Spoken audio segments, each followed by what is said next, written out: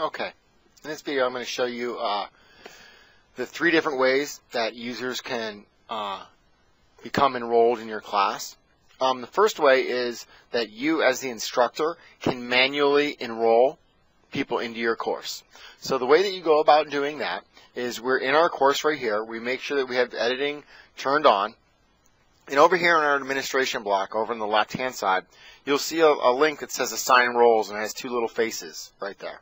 So if I click on Assign Roles, there is a list that comes up. Now, your list will have a few less users, but you can add people who you'd like to be an instructor with you.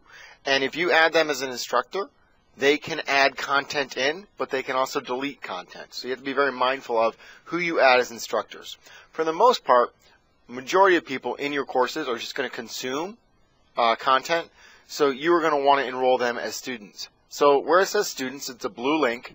If you simply click on that link, it's going to bring up a page that looks like this, and it has 2 windows, one on the left, one on the right.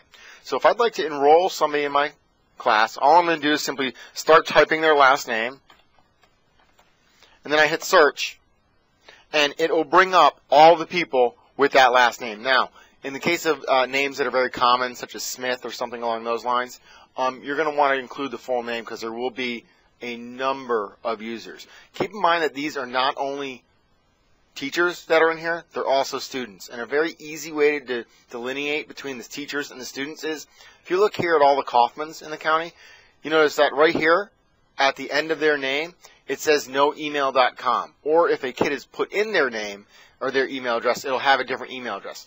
You're always looking for the lcps.org.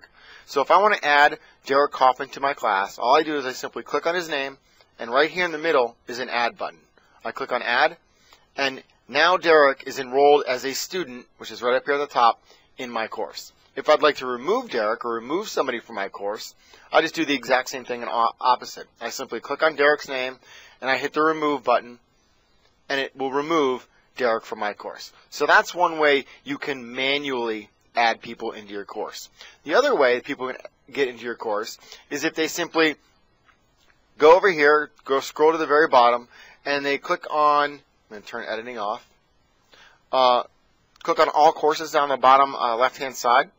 And once they click on all courses, they're going to be taken to a screen that looks very similar to this one right here.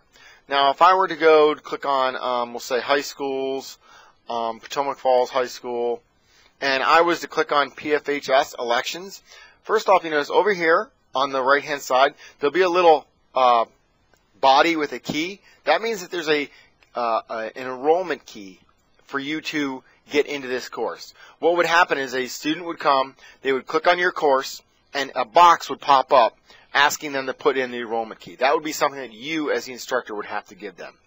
The third and final way that somebody can be enrolled in your class is a batch import of all the students, excuse me.